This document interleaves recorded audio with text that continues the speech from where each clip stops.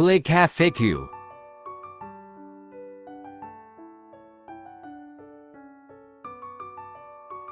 Find the rotating ISP extraction tutorial.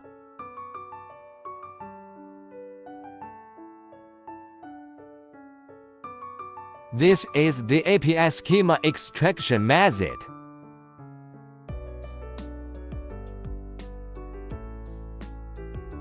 This is the account and password mode extraction method.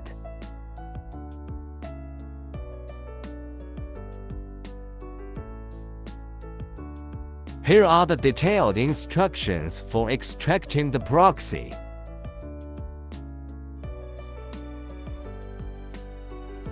The information here will have corresponding explanations below.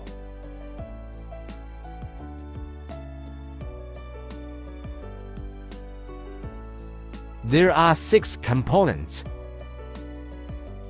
Generally, when using, we have the greatest probability of changing the country, state and city.